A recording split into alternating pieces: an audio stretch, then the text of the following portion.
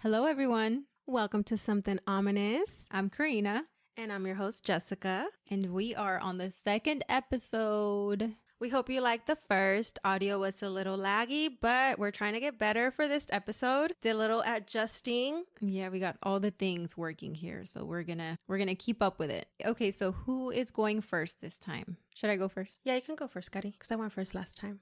Okay, I'll go first then. So today I'm gonna be talking about Hotel Monteleone. And before I start, I did look up the pronunciation. It's an Italian word. Correct pronunciation is Monteleone, which I did not want to repeat like 100 times today. So I'm going to say Hotel Monteleone.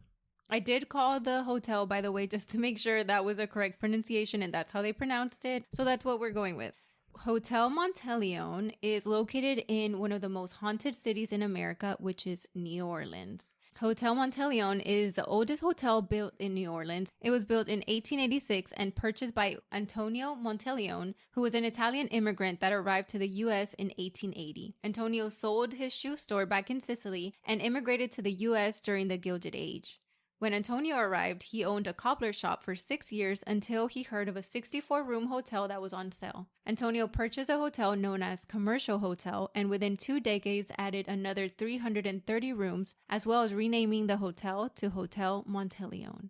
Now for the structure of Hotel Monteleone. The hotel has a total of 570 rooms, including 50 suites that offer a view of the French Quarter and the Mississippi River. It is the only high-rise building in the French Quarter. It is also a Beaux Arts architecture style, which was very popular in the Gilded Age. It's defined by symmetry and just a lot of pillars, columns, balconies, and it's also defined by having a flat roof. The hotel is popular for its carousel bar and lounge, which was built in 1950. And I had to look up pictures because I was like, I could not understand what a carousel bar was. I know what a carousel is, but I'm like, how is this a bar? So basically, you know what a carousel looks like. So it's a carousel and people are sitting around the carousel and it rotates every 15 minutes. So it's just like a little, I don't know, just like a really fun bar. Yeah, you definitely need to look up pictures because it's very old school and it's honestly really cool. I really want to check it out. Oh, that's so cute. I just Googled it. It is so pretty. It is. Like, I really want to go. And it's very vintage is what I like. I like vintage. And I was reading, they still serve the first drink that they made there, like in 1950. It's called Vieux Carré. It's the most famous cocktail. It's made up of like 5 liquors. It has cognac, Benedictine, rye whiskey, sweet vermouth, Angostura, and Peychaud's bitters. I don't know what any of those things are, except for like whiskey. Yeah. So I can't imagine what it tastes like, but I'm guessing it tastes strong as fuck. Like you're gonna get drunk. Like you're gonna be dragged out of there. By a ghost. So Hotel Monteleone is famous for, of course, the carousel bar, but it's also famous for its haunted history. I'm gonna first talk about the most famous ghost that resides in the hotel. His name is Maurice Begere. Maurice was a toddler who came to the hotel with his parents, Josephine and Jack, in the late 1800s. When his parents left him with his nanny to visit the French Opera House, Maurice developed a high fever. He ended up having a convulsion and died in his room on the 14th floor. Fun fact, the Hotel Monteleone's 14th floor is technically the 13th. So back in the day, they were very superstitious and they would not name the 13th floor due to it being considered bad luck. So they thought that if they, in the elevator, if they put the floor 13 on there, they would get bad karma or they would just have very bad luck with their business. There's also a superstition with that in, is it China? Yeah, Japan? China. Yeah, we visited China in 2019 and I would say all of their buildings didn't have a 4th floor because for them, the number 4 is also the same word for death. So they just didn't have the 4th floor at all. It would go from the 3rd to the 5th floor. Oh, crap. I know. Yeah, I thought about that too whenever I read this. So his parents were, of course, distraught at losing their son. His mom vowed to return to the hotel every year after his death in hopes that his spirit would appear. It is said that after a few years, Maurice did appear to Josephine in the middle of the night. It's said that when she reached out to hold him, he said, "Mommy, don't cry. I'm fine." And now guests on the 14th floor hear sounds of child laughter and a child running and laughing through the hallways. That's so sad. I know. It was like really sad, but then scary at the same time. I wouldn't be scared of a little boy running around. I think I would be. I think I would be scared of a child laughing running around. I think that's what creeps me out. You wouldn't? Like, you don't picture that insidious laugh. That one scene? I never watched Insidious.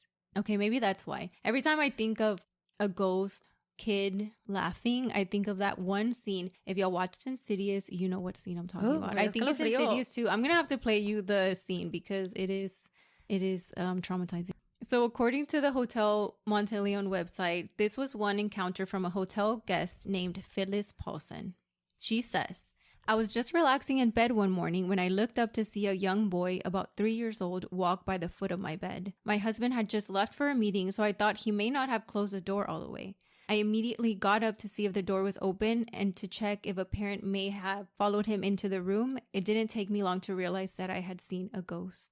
In 2003, the International Society of Paranormal Research conducted a paranormal investigation at the hotel. Dr. Larry Montz led the investigation and discovered just how haunted the hotel is. Other ghosts included one named William Red Wildemere, who was an employee of the hotel and died of natural causes. He has been seen by 2 different clairvoyants at 2 different times in history. Another occurrence, which I actually thought was pretty funny, was that of a door that opens and closes. While Dr. Montz and his team investigated, there was an unexplained opening and closing of the door close to the main lobby. Smaller, who was part of the paranormal investigation, said that the mysterious door opening and closing was by the spirits of 2 former employees. One is a maintenance worker who prefers the door stay open, and the other is that of a spirit of a butler or waiter who wants the door closed. So pretty much it's just the opening and closing of the 2 employees fighting. And that's what's like scaring everybody around them. So kind of like one of them still kind of working after death and the other one is just... Yeah, like one of them wants it open, one of them wants it closed, and they're just fighting in another life. But most importantly, Mon said that it's a very haunted property, but the spirits are not evil or negative. They're quite friendly and enjoy being here. So next time you visit New Orleans, come into the Hotel Monteleone, grab a drink at the famous Carousel Bar, and make your way to the 14th, technically 13th floor, where the ghostly guests await. I want to go. That carousel looks really pretty. I really want to go to that bar. I don't know if I would go up to the 14th floor, though. I think I'm good in the lobby area. Yeah, I don't think I would. I don't know. I feel that I'd be tempted to go, but when it came down to it, I'd chicken out. I also feel like with buildings like this, if you go looking for a spirit, you're not going to find it. Like, I feel like it happens when you're relaxed in bed, about to go to sleep, and least expect it. Yeah, no, but it did make me sad, though, with Maurice. Little 3-year-old is so sad. All right, Jessica. So what case do you have today? So today we're going to go international. Ooh. We're going to be traveling to the city of Salvatierra in the state of Guanajuato, Mexico. Oh my goodness. That's so cool.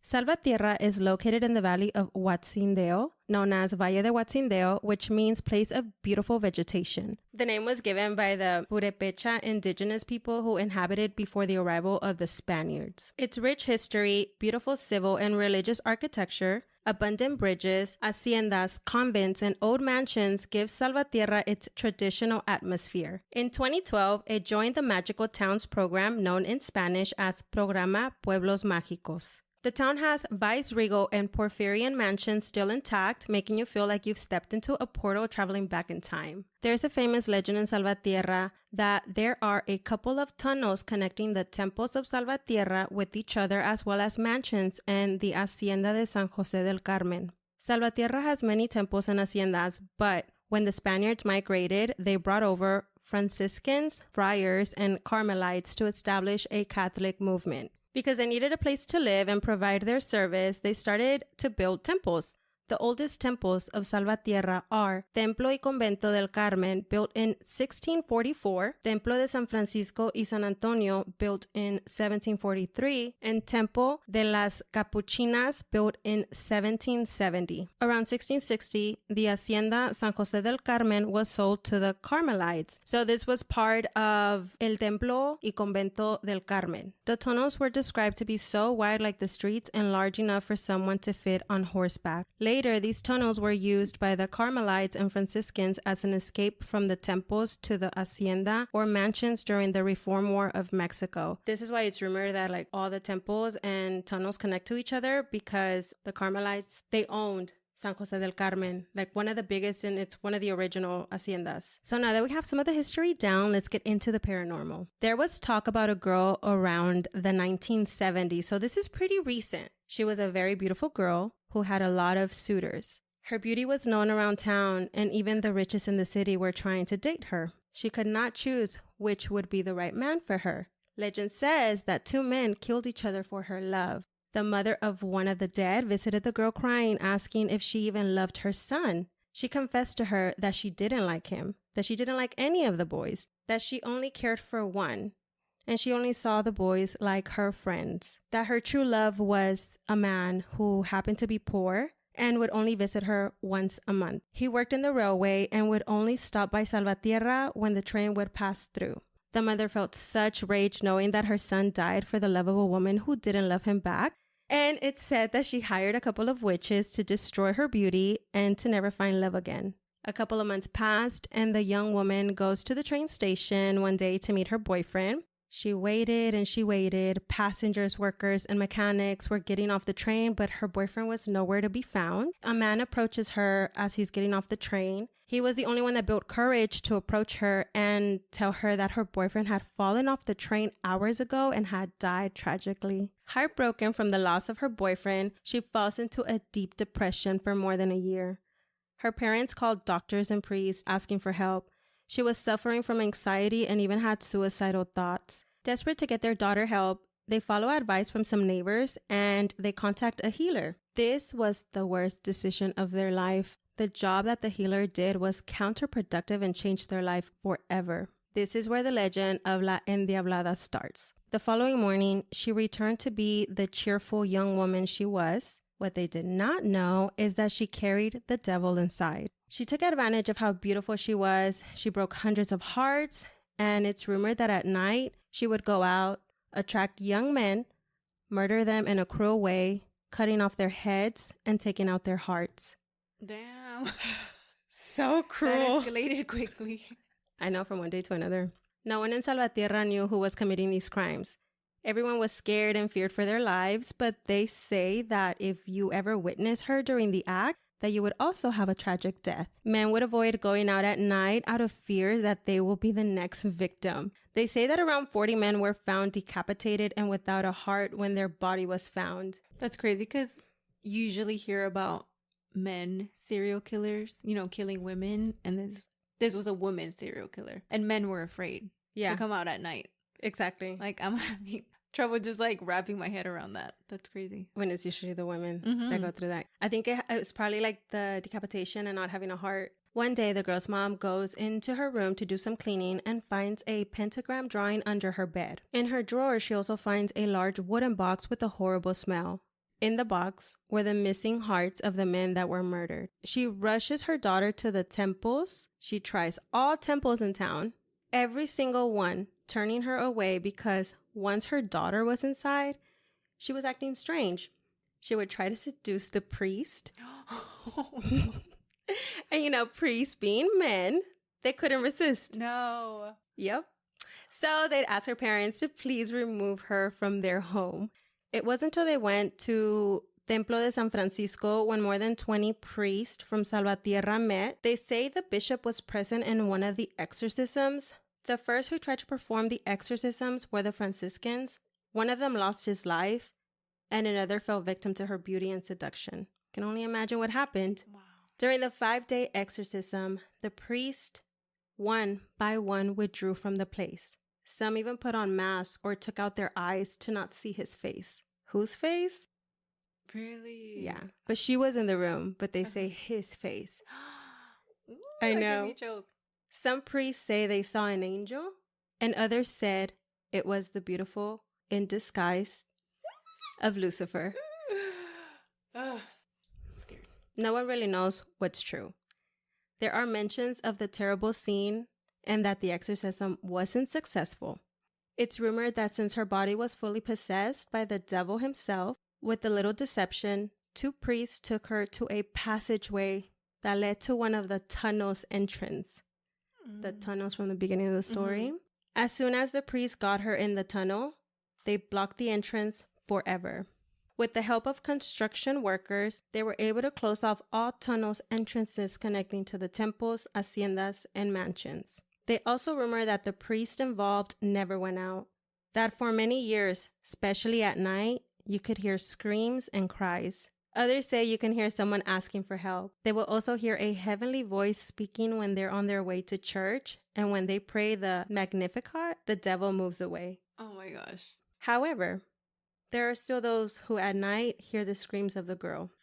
And that's the story of La Endiablada. That's so scary. And it was in the 1970s. So that's so recent. Yeah. Like yesterday. Yeah. When you were talking about the tunnels, it made me think of the streets in Guanajuato. You know how every street is like under a tunnel? Yeah. Well, there was also another story. I couldn't find like much about it. Mm-hmm. But apparently some say that they took her through the tunnels because they were trying to take her to Rome so they can perform an exorcism there, and that she was just never found. And then there's other stories that she's still seen around the tunnels eating rats. What? Like alive or like her ghost? They just say that she's seen. They don't like, it didn't specify if it was her alive or the ghost. But I did read a lot of the screams, and there's no history on these tunnels. So it doesn't say like if she's alive or dead?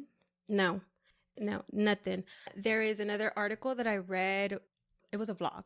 And they said that they heard about a woman coming into town from, I'm not sure where, but she was coming into town to Salvatierra so they could perform an exorcism, and that people were lined up as if it was a parade. And she was in a van, and that they can see her tied up in chains and screaming, and that her face was going all crazy and twisting. And I'm thinking of like The Exorcist. Yeah. So I'm like, I don't know how true that is. Mm-hmm. And for people to say that they saw her going into the temple, but they never saw her get out, and they never saw the priest coming out again. I feel like there is some truth to the story, but of course it's always dramatized a little bit. Like she could have just been taken in, but everything else was just... Maybe there was something wrong with her, mm-hmm. but I don't know how true the whole seducing and killing men, because I was searching. Mm-hmm. Murders in 1970, 1980s, decapitated men. Yeah. Body found without a heart. And plus, this is in Mexico. It was so hard for me to find information. I'm like... Everybody would see your like... your Google history. I know. I was like, muertes en Salvatierra en el 1970. Oh my gosh. That's scary. I believe that from over there because that's just one. There is a lot more stories over there. Yeah. So you know that hacienda del Carmen, San Jose del Carmen? So around the Reform War, this is one of the oldest. It was built in like the 17th century. So like early 1600s. That's like the first hacienda. And you can still go. It's still up. You can take a tour. They say that people have seen Franciscans walking around. They see their ghost. Mm-hmm. Others have said that they've seen the tunnels and that the tunnels are not blocked off. So I don't know. There's no history of the tunnels. And then they also say that you can feel cold spots inside the hacienda. What's that little tone? There is a little music tone right now out there. Is it the TV on? I don't know. It's a little music tone, like a music box. No? No, ya se apagó. Okay. Could have been the TV. I don't know about you, but I'm definitely scared. Me too. I heard that little music box. I know. I'm trying to say it's a TV. Oh. So that you can follow along and say, yeah, it probably is. And you're like, no, it's off. No, it's not. Because we're home alone.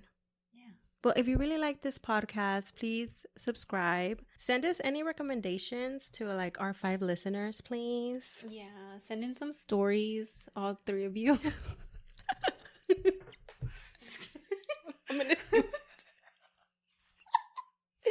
It's okay. It's okay. I said 5, you said 3. I have more hope. Yeah. Oh my goodness. Well, we hope you tune in next week. Are you still hearing the music box? No. Okay. You said we hope every time I'm thinking, what do I say? Oh, every time you look at me like that, I feel like you just heard something new. Bye, everyone. Bye. Don't forget to rate our podcast. Give us a 5-star review. Thank you.